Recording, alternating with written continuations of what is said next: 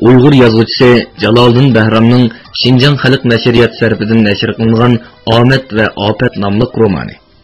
Bu roman Beliqut shirkatida ovozga ilinib, Beliqut to'g'rida angladi. 3-bob. Haftadan beri tamoqlar turi, qo'rmular soni ham ularning asosliq materiallari qatorliq nazariya darslarini anglab, quloqlari putib ketgan qadrdan shanba-yakshanbani orolli kutib oldi.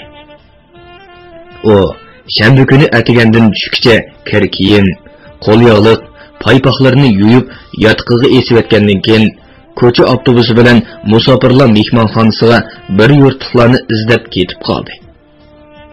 U tushadigan bekatdan o'tib ketgachga, notunish bekatga gangarab turib qoldi. Atrofda bir necha xanzolarni avtobus saqlab turishyapti. Qadrdan xanzochi bilmagachga ulardan so'rashga petin olmadi. U hamdala orqamga qarab menib baqay deb turishi 9-10 yoshlardagi yumaloq oy yuzlik bir qiz dasturxonga yo'yilgan bir narsani ko'targanicha paydo bo'lib qoldi. Qadrdan qizga birli qarab, yuragi eg'ib, chiroyimi o'zgarib ketdi. Chunki oy yuzi marmardek suzuk bu qiz Madinaning so'rtili edi. "Singlim", dedi Qadrdan qo'rniqqina. "Musofirlar mehmonxonasiga bormoqchi edim. Boshqa bir yerga kelib qoldim." "Xelibek o'tib ketibsiz aka." Qizning talaffuzi shunchalik yumshoq ham yaqinlik ediki, Madinaning ovozidan farqi yo'q edi. "Bu yer o'smir kasalliklar doktorxonasining oldi. Yuring, yo'lning u tarafiga o'taylik." Beliqut xazinasi. To'g'ri. Qaytganda yo'lning u tarafidagi bekatda turimiz-a. Qadrdan qizirib ketdi. "Siz bo'lmasangiz yana ozid ekanmi? Men do'stlikqa borman", dedi qiz qiyobiq. "Sizmi shu yerda tushib qolsangiz osonla topalaysiz." To'g'ri. Do'stlikqa berib olsamlar topalayman. Ular qizil chiroq yenish bilan yo'lning u tarafiga o'tib oldi. "Urumchiga yangi kelgan o'xshaysiz-a?" "Shundoq." Qadrdan qizning parqirab turgan kichik og'ziga qaradi. "Siz urumchilikmi?" "Yo'q, biz Kuchodin. Lekin men qachon kelganimni bilmayman. Bek kichik o'xshayman." "Etingiz nima?" "Mehribon." "Mening ismim Qadrdan. Xotandan o'qishga keldim." Ularning sodda, samimiy suhbati tabiiy yurishayotganda avtobus kelib qoldi. Ular avtobusga birga chiqishdi. Qadrdan darhol 2 bilet oldi. Qiz qizarib rahmat deb qo'ydi. Qadrdanning boyiqi suhbatni davomlashtirg'isi. Qiz nimalar desin, faqat ashu birovlarning ovoziga o'xshaydigan mungluq, yaqinlik ovozini anglashla orzusi bor edi. "Bu tarafdan kelyapsiz. Uyinglar mush tarafdami?" "Yo'q. Onam o'smir kasalliklari doktorxonasida." Qiz bilinar-bilinmas xo'rsindi. "Yetayotganiga 20 kun bo'ldi." "Nima kasal edi?" "Bilgili bo'lmaydigan kasal." Qizning ko'zlari lip-milip yoshga to'lib bir yonga qarab oldi.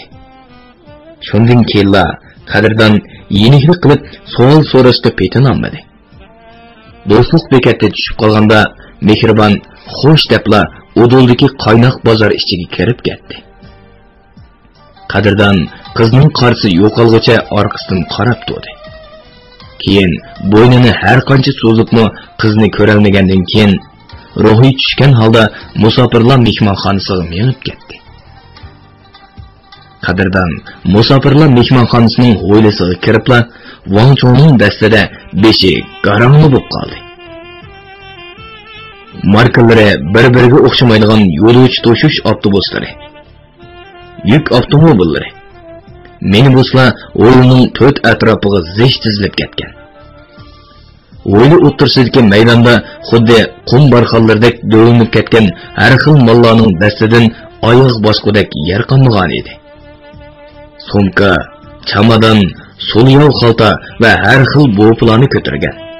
Qo'ltiqlagan, yudvogan yo'lovchilar varqirishib, chirqirishib, u yoqdan bu yoqqa yugurishadi. Ansiz to'lishadi. Yo'lovchi to'shish avtobuslariga xaridor tepib berib, jon boqadigan choparmanlar kimlarnidir tortishtirib so'raydi. Qaysidir mashinaning pokizligi, karvatining aplikligi, yotgan ko'rpisining yengilligi, mashinaga rangli televizor o'rnatilganligini maqtab, javg'aylardan ko'piklar chachiraydi. Tijoratchi, savdogarlar bas-basda bir-birini ittirishib, toy-toy mollarni, xilma-xil qog'oz sanduqlarni, adyol, kiyizlarga o'rilib bog'langan qandoqdir mollarni, hatto uy zinnatlaydigan rang-barang materiallarni avtobusning ustidagi yuk qochlaydigan jihozsiga bosmoqda edi. Har kim o'z mollarining ishonchli ham puxta besilishi uchun varqirishadi. Qabahat tilla bilan tillaydi. Hatto ba'zida avtobus ustida turib mushishib ketadiganlarmi yo'q emas edi. Musofirlar mehmonxonasining o'ylisining mehnatligidan ko'ngil erishadi.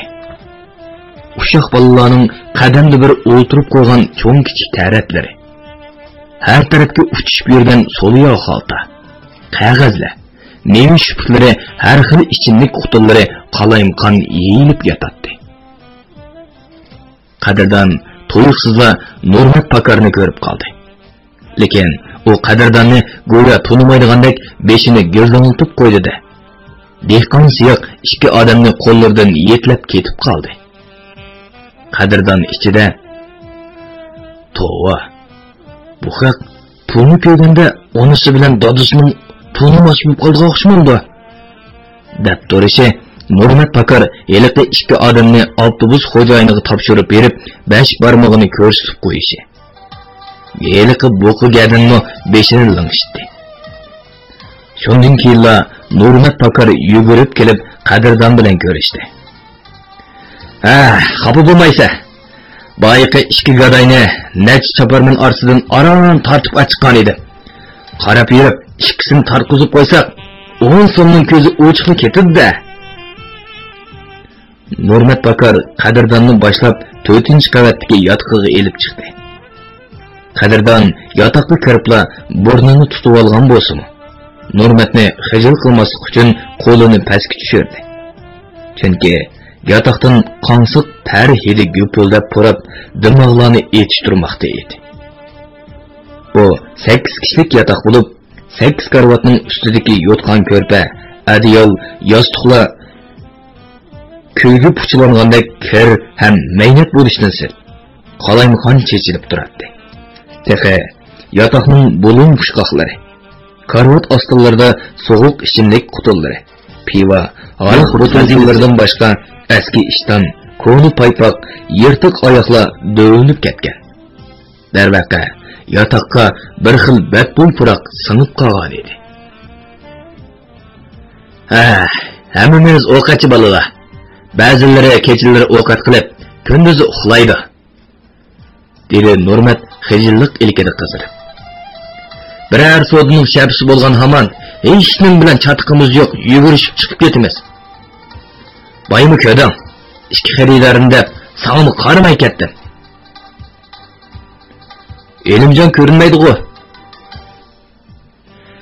U atigan sahardalar Qo'ng'irtosh meva-cheva shirkatiga qoq ketdi deb chiqib ketgan. Kelgan vaqtim bo'lib qoldi. G'ayrat jondo'mi qoqchilik qilamda? Yo'q-ay. U cho'ng ovqat qiladi cho'ngni. Qandoq cho'ng ovqat qu? Boshqalar deb yema. Tamak setish bilan shug'ullandi. Amsa o'zini chekadigan o'xshamamdi. Satadiganlarning ko'pinchisi o'zlari chekmaydi. Ammo g'ayrat shundoq ishchidiki, ishtonlarga chiqirib aytganda to'ymay qoldi. Agar soqchilar bilib qolsa, qo'lga ketadigan ishlar bu. Qazziq kelsa. Soqchilarning ichidimi ba'zi geli yo'g'onlar bor. Xroin atkaschilarning ota-onalari ularning gallariga urib turg'ashqa, odatda bu yerlarga tekshirib kirmaydi. Ishonmasang, soat 9:10 keyin 5-qavatga chiqib baqa. Bütün yataqlarda o'qchi xroin chekish, guruhi bo'lib qimar o'ynash qizib ketadi. Hey, nima deyapsan? Bu rasmi? 6-qavatda otishliq bolalar bor. Texi ular koridorga 2 odamni qarovul qo'yib, ondan chekish va o'ynashga tushdi. Undaqda boshqa mehmonxonalar yasanglar bo'lmamdi. Qazziq kelsa. Boshqa mehmonxonalarning bir kechiligi eng tovini 60 so'mdan, yo'qirsa 1000 so'mgacha boradi. Topgan pulni tayin yo'q. Undaq yataqlarda yatsak, ko'ngida ishdan yo'q, eti marjon bo'ylardan bo'lib qolmaymizmi? O'msa, bu yataqlarchi? Hay, bir kunlik emas 12 so'm. 15 kunda bir qatim yotgan ko'riklarni almashtirib beradi. Haras. Kunda bir qatim supurib, axlatlarni elib chiqib ketadigan xodimlar bor. Yamonlik teg'ining osmini qon qo'ygandek qizarib, kun o'ltirdi. Ko'p o'tmayla tog'liq shahar O'rimchini bugun pardasi o'z qo'yniga oldi.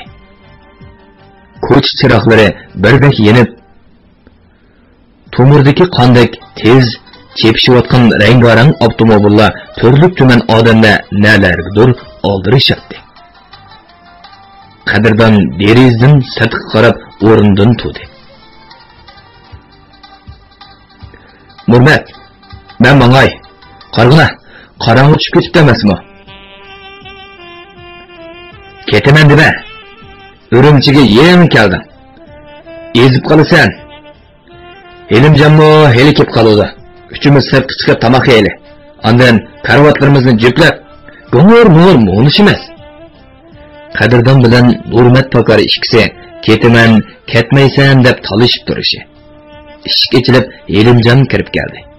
Uning qo'lida ig'ir so'liyov xalti bor edi. Voy, ko'ngildan ulug' narsa yo'q chumingla, dedi Elimjon so'liyov xaltini Nurmatga berib etib. Qadrdon kelib qoldiganda hech to'yilib edi. Shuni samsa, kallu paqalchik og'ash kelib edi. Qani Nurmat, dasxonlaring sammamsa. Nurmat ikki karvat orlig'idagi tombushka rolini o'taydigan egiz qizil sanduq ustiga selingan dasturxonni oldi. Ondan sanduqning qulupini ochib, ichidan choydan, sirkay china, to'mir taxsa, pichoq degandek narsalarni elib dasturxon ustiga qo'ydi. Choyni ichib olmasin deb choydanni sanduqqa selib etdikansizlar-da, dedi Qadrdon sal hayronlik his qilib. Hay, issig'o mayli. Elimjon 5-ayqadi. Maskirib chaqmaydigan, sundirmaydigan, derizdan otmaydigan narsa qolmaydi bu go'ylarning.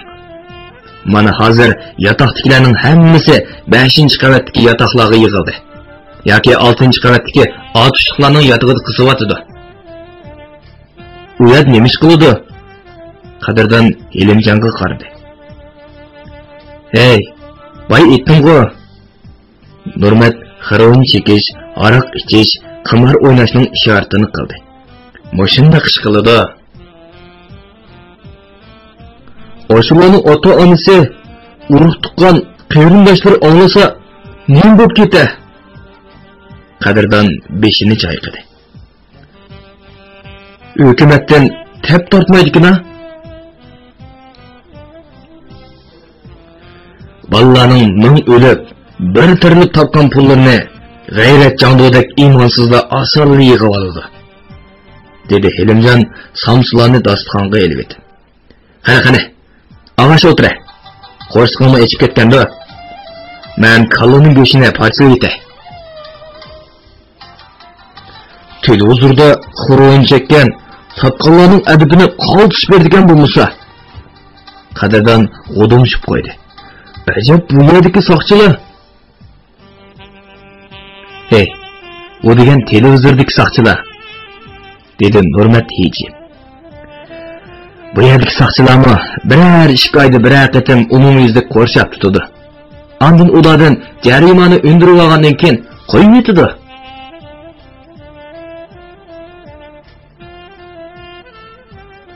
Eliqi Tövü to'xtamas sevat degan cho'chakni anglamaganmisan?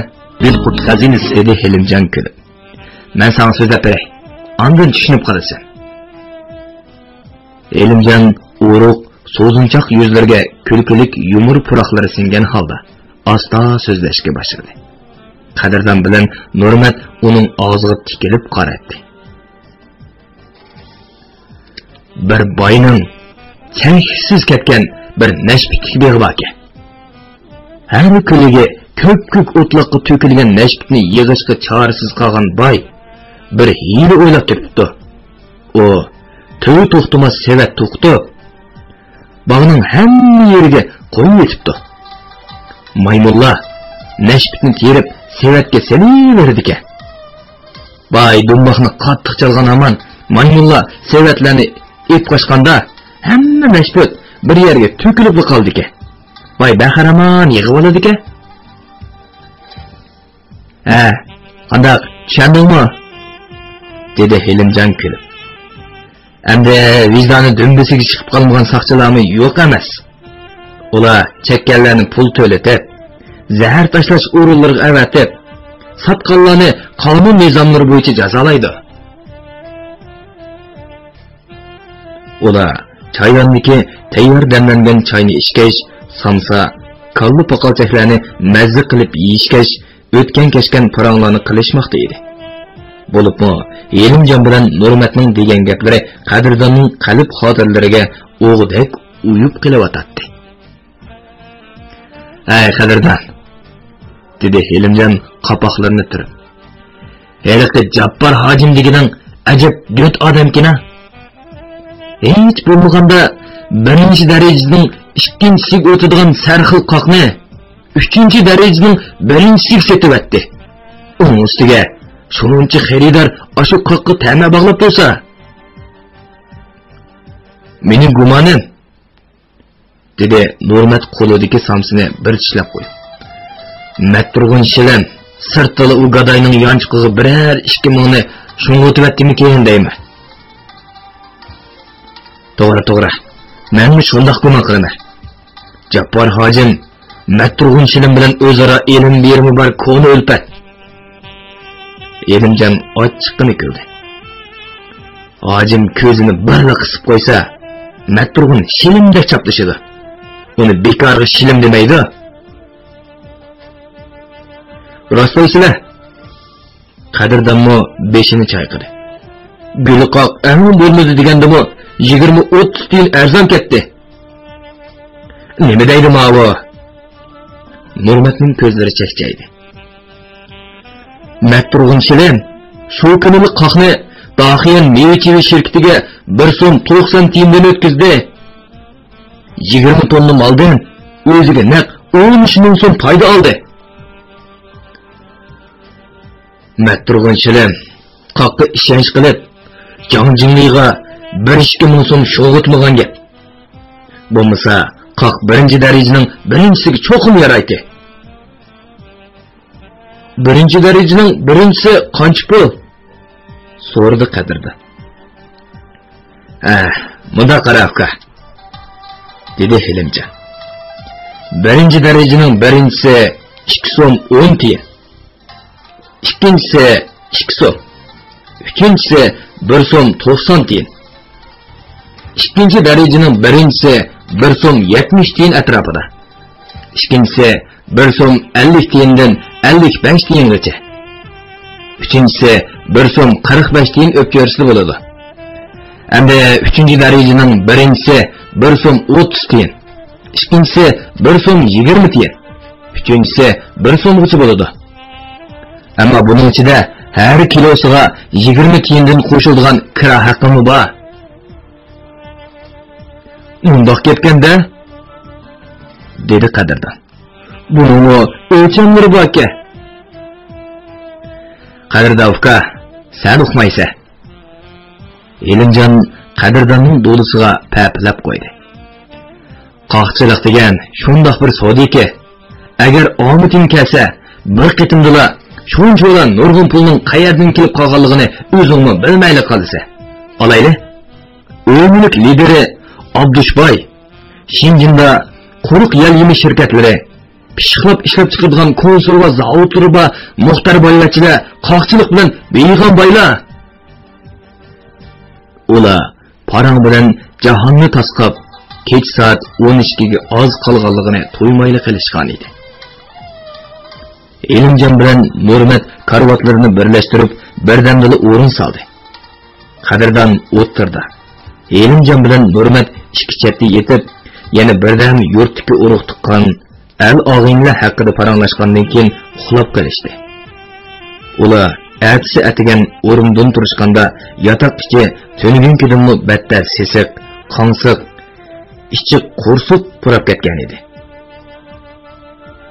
Atrofdagi karvatlarda kiyim kechaklari bilan o'ngtay-to'ngtay yetishgan 4 bola o'likdek uxlamoqda edi.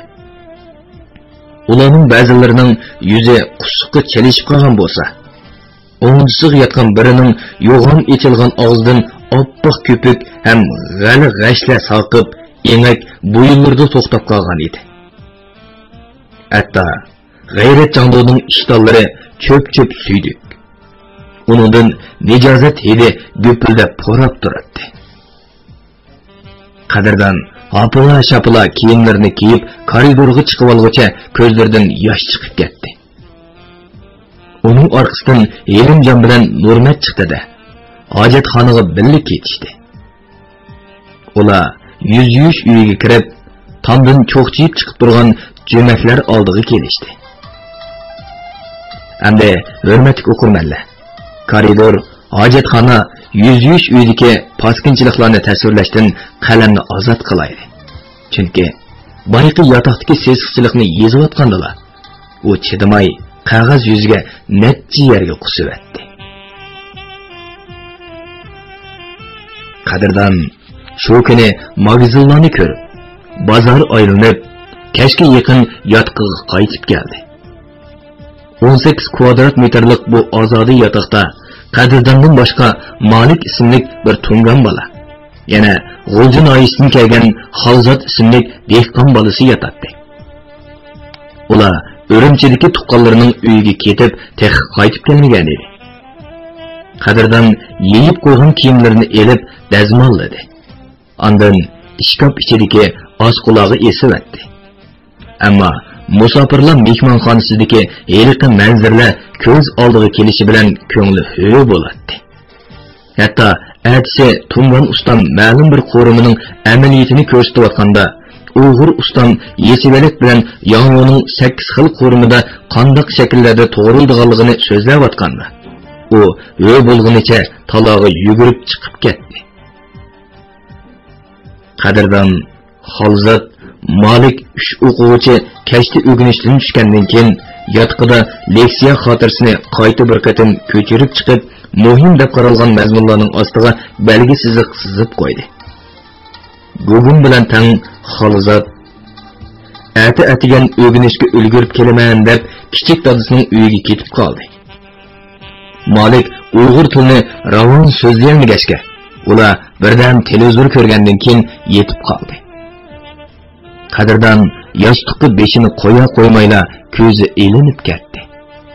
U necha minut, qancha daqiqa uyqu karvoniga agashdi, bunisi qarang'i.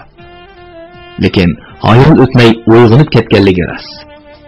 Tova, ashu kichikgina uyqu bolasining uningga sovg'a qilgan tushi to'limi qisqa bo'lsin, ammo lazzat azobi olamchi bo'ldi. Xayriyat, biz Qadirdan tushida Madinani ko'rdi. Oppoq oydin kechimish. Bükkülü to'qayliqlar ichida ajabmi surlik bir iqin shevdirlab iqiyotgandek. Uning bo'yida ko'nglik etaklarini beliga bog'lab olgan Madina o'ri turarmish. eqin levida o'ltirgan Qadirdan so'l qo'lida uning döp to'garak yumran sag'irsidan tutib, o'ng qo'lida yo'tillardan saqib tushayotgan qon tomchilarini qo'l yog'lig'ida surtiyotgandek. Qo'l yog'lig'ini suvda chayqab siqib etib, yana surtgandek. Qadirdan cho'chib uyg'onib, xuddi tambog' yo'ljolig'idan o'ttiri kechida kelib titrab ketgandek, badaniga jo'g'-jo'g' o'lishib, qo'rqindan emaklari kasildab ketdi. Ammo u Madinaning chehrini op-oshkora ko'rgan edi. U ichida "Tova, bu cho'sh tambog' bo'joqlikdagi ilmiqi ishning tushga olingan surati-ku" deb pichirladi. Oy nurining so'z ko'kish sehri tumoniga purkangan bo'ljaliq. Atrof jimjit. Shavdirlab eqiyotgan so'zlik eqin. Ko'z chaqinib turgan suvdagi oyning sho'lisi. Madina birdan Qadirdanni quchoqlab oldi. Qadirdanni qizning ballaridan qamallab bir tup bo'lja g'ulidagi seyrilganicha o'tloqqa o'ltirib qoldi. Bu chaqda qizning beshi o'g'ilning so'l belikida edi. Madinaning ko'kshining tugmalari tamamen yeshilgan. Olmadak ko'ksi uchiqqa taraddudlangan bir jup oq kaptardek ching ham tirsida tik turadi. Qadirdanning o'ng qo'l olqonlari shu tarafga asta siljidi. Ko'zlari yumilgan qiz va o'g'il birdilla hosirishib nafas yetishtirolmay qolishdi. Sagu teraklar uchiga qo'nib olgan oy shoyidek nefis bulutlar ichiga yo'shirindi. Davaqa shu kechasi bak qo'rqib ketgan Qadirdan kechichi jo'ylib chiqdi. Bo'libmi ko'mish tashliq farishta onaning "Alloh hamma yerda hozir nozirdir" degan so'zi va o'zining "gunohkorman, gunoh qildim" degan to'g'risi uni ansizlik beshigiga bo'lib qo'ydi. Mana boyimo heliqi beshik cho'sh siyoqida bir tavrangan edi. Qadirdan boshqa dilli azob o'chqida o'rtaldi. Biroq uning qarmoqning qasirqidagi xo'shalliqi shu bo'ldiki, u Madinaning shahrini bir ko'rishga muyassar bo'ldi. Ertasidan boshlab yanada nazariya anglash, amaliyotini ko'rish ham ishlash, chaydoni döşigi tez, izchil va ohangli keltirib urib mashq qilish. Qaysidir qo'rimi xo'rishlarining tangshilishi, materiallarning qanday shaklda to'g'rilishi ham qo'rilishi qatorliqlarni amaliyotini o'tkazish bilan charchab ketgan bolalar amdili uxtab turishi. Xinjiang mehmonxonasi restoranda o'tkazilgan to'y yoki marakaga qatnashtirib, praktika siniqidan o'tkazadi. Bunday siniq pat-patla bo'lib turadi. Kech soat 12gacha ishlagan o'quvchilar saharligi soat 4larda turib ketadi. Bunday to'y, maraka, Eid bayram, xotir kunlar qatlangchiligi hamda nazariyani amaliyotga birlashtirib o'rganish jiddiychiligi, har xil ko'ktatlarni chaddaslik bilan to'g'rash mashqi, oldirashchiligi bilan haftalarning qanday tez o'tib ketayotganligini bilmayli qilishadi. Qadirdan Urumchi kelgan bu 2 oy ichida Elimjon Nurmatlarni 2 qatim izlab bordi. Ular bir qatim uni yo'qlab keldi. Yoqub hojim har xil yemeklarni ko'tirib kelib, oradan 10 necha kun o'tganda Qadirdan uni izlab bordi. Texe o'tgan hafta Ubul Hasandan bir parcha xat bilan 5000 so'm pul topshirib oldi. Hatto yanchoq unalg'usining barmi yo'q degandek e'tiborliq bo'lib ketganligi. Shunga sufti yaxshi yanchoq unalg'usidan elib, xat bilan pul apargan odamdan avatishni o'tingan edi. Qadirdan atsla hammani bejarib u odamni yo'lga silavatdi. Urumchida qahraton so'g'uqlar boshlandi. Bugun yakshanba bo'lg'achqa qalin kiyingan Qadirdan musofirlar mehmonxonasiga berib, Elimjon bilan Nurmatni topolmay kayniga yondi. U xiyol bilan yo'l chetida asta ketayotdi. Oyoq ostidan bir xilda g'ichildigan ovoz anglandi. kavapchilar, zasuipazlar, baqqallar varqirishib, xaridor chaqirishayotgan do'stlik bozoriga kelib qolganligini bilgan Qadirdan atrofga eg'ir nazar bilan qaradi.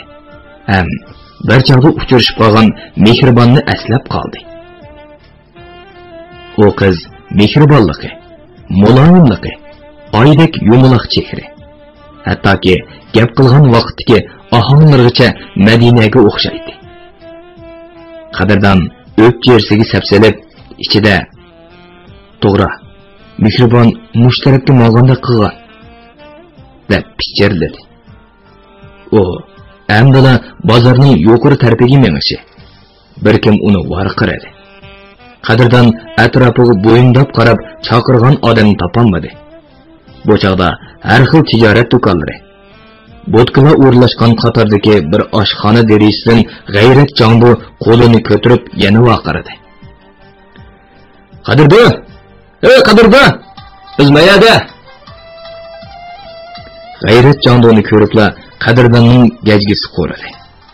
U ichida. Ajab, bilmasam vaqtda uchrab qoldi, bu quloq kesdi yeshiq deb pichirladi. Chunki uning heroin sotadiganligini anglagandan beri uning o'sh bo'lib qolgan edi. Shundaqdimi, mehmondo'stlik qilayotgan bir odamni lat qilishning o'zi odamgarchilik emas edi. Qadirdan oshxonaga kirganda bir necha xil qo'rimlar qo'yilgan tomoq ustuli atrofida g'ayrat jondodan boshqa Ayso Xenanjir, Abay Gittar o'tiradi. Qadirdan musofirlar mehmonxonasiga ikkinchi qatim borganda g'ayrat jondo bu bolalarni tanishtirib qo'ygan edi. Lekin atsi Hilimjon anglab g'o'jli qapib turildi va ular bilan dod muomala qilgudek bo'lsang, bundan keyin bizni izdama deb to'ngni tagdi. Keyin Nurmat Pakardan o bolalarning heroin atkaschiligi bilan shug'ullanganligini anglab, teni sho'rkinib ketgan edi. Mana endi oshxonada yana uchrashib qolganini ko'rmamdigan.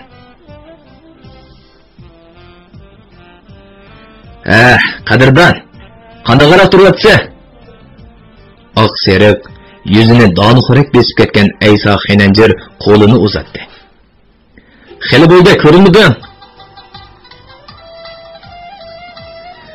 O'qiyotgan bolalar aldirash bo'ladi, dedi qop-qora burti ikki javvidi yeyilib turgan Abay Gittar. U uzun chechini bo'g'olg'ashqa, orqasidan tambal cho'konga o'xshaydi. Qandaq? O'ginishlaring yaxshidi? Qadir ahvol bo'lib qoldi. Qadirdan xo'shahmayli javob berdi. Oshpazlikni o'rganishmi osonga tushmaydigan o'xshaydi. Bo'ldi ag'inglar. Nemanch to'l savol so'raq bu? Dedi g'ayrat jondo Qadirdanga qarab. Qo'rsqin qandaq?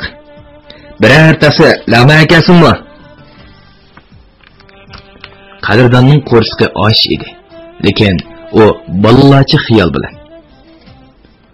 Sizlardek atkaschlarning tomuqini yemayman degan iroda turkisida qo'rsqim to'q debla gapni uzatdi. Amsa qo'rimlardan ag'ash o'ta. Kavobdan bo'rtaymi ya? So'rdi g'ayrat jondo yondiribla. Usta!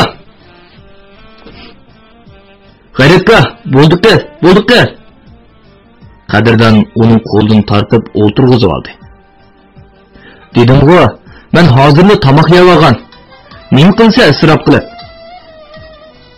Qadirdan ustaldagi bir necha xil go'sht qo'rimisi, to'xu qo'rdig'i, to'xu kavfi ham so'g'uq sayraga qarab qo'ydi. Bir botilka eli oliy hariqi yerimlashgan. Ularning yuzlarimi to'xu tojisdek qizdirishga ulgurgan edi. Qadirda uka. O'tganda yotoqdagi illa tavara 1 yutummi 2 kilog'imida. Dedi g'ayrat jondo yerim romka haraqni tanglab. Mana qara. Yerim qo'yma, yerimla. Qo'lim yandirma.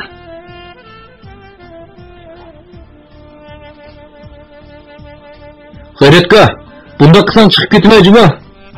Qadirdan o'rindan turdi. Mening bo'yimga qarabla aroq tanlab o'tamsan? Mening necha yoshga kirganligim sana sira emas-ku. Bilime, sen meni ukam bilan necha kunlik farq qilsa, bu yil mana 14 yoshga kirdi. Amsa men 14 yoshda ishga tursam, 24 yoshga kirganda bolalarning qepim yaramdi. O'tirganlar paraqqa kulishib ketdi. G'ayrat xijil bo'ldimi, aytavur qo'lidagi haraqni o'zi ishtida o'rniga kelib o'tirdi. Amsa afka, ma'nug'o chekasa? Sal tangshilib qolgan Aysa Xinanjar qadrdonga tamaki tutdi. Birer kayit qilmagan o'g'il bola degini bo'lmaydi juma. Xo'sh akla. Qadrdon o'rnidan turdi. Men qaytay. Voy bo'ldi. O'tir. G'ayrat Jando ulpatlariga xo'maydi. Ey, ko'tingni qissang bo'lmanda. Qo'yla. Bu yerga kichik bola tursa. Chaqchaq. Dedi Aysa Xinanjar bo'ynini to'lgan. Chaqchaqni-g'o chanigichiligi bordi. Mundaq ishda uka. G'ayrat Jando g'alitini hijaydi. Sen o'qiyotsa, o'rimchining turmush saviyasi yuqori. Pul ko'proq ketadi. Qanday? Pul tepishni xohlamsa. Men o'qiyotsa, o'qishim ta'sir etmaydi. Dam ish kunlarimda ko'pincha kech taraflarda 2 soatdek ishlab bersa, oylig'imga 800 so'm beramiz. Qanday shu? Bizning bir birodarimizni mashina so'qitib, polish bo'lib qoldi degana. G'ayrat Jando ikki og'inisiga qarab qo'ydi. Ko'ngli kechda shuningga tamoq bersa, oq xalatliq, mask taqilgan, qori ko'zoynakli bir doktor oldinga chiqdi. Sen qo'lingdagi issiq saqlash qarchisini uningga berib yenib kelsa.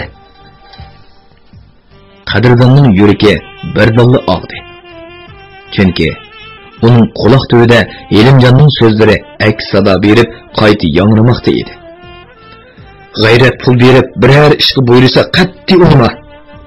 Bir qatimni sepilib qolsang, putini tortib olmaysan. O'zingni, tilingni, taqdiringni bog'lab oladi. Jimib ketdingmi? Qilamsan yo'q? G'ayrat tamakisini qattiq sho'radi. O'zimizning bir yurtligi deb ko'ngil bo'lyapman. Bo'lmasa qilganlar jiq. G'ayratga o'sha qilganlarga bergan. Men hunarni ko'ngil qo'yib o'rganib, yurtimga qaytmasam bo'lmaydi. Puldan hargiz xijolatim yo'q. Qadrdon xo'shmi demay chiqib ketdi. Lekin u yo'lda ketib o'tibdi. Bekatda avtobus saqlab o'tibmi?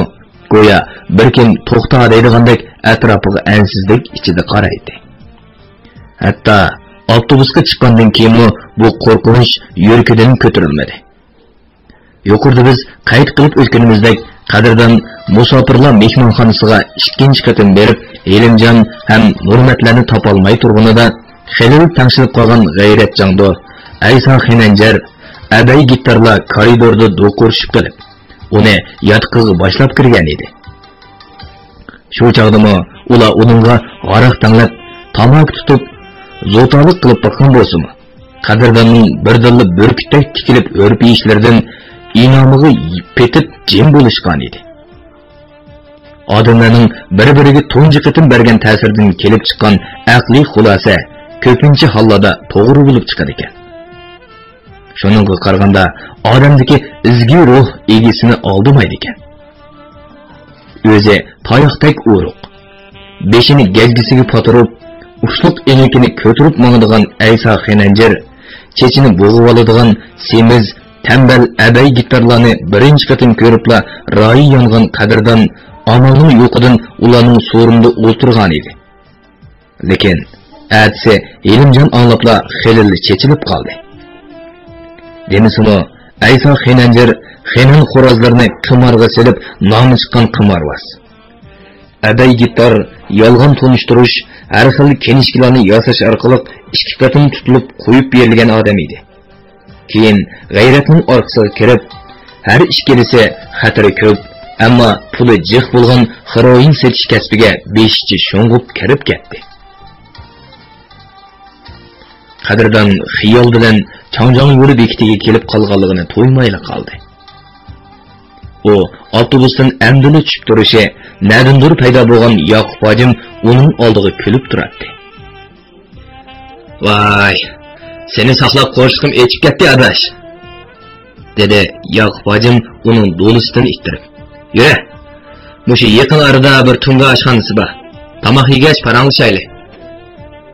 Ular Changjiang yo'li top setish bozoridagi chaqqong'ini tungan oshxonasiga kirib, lag'man yeyishdi.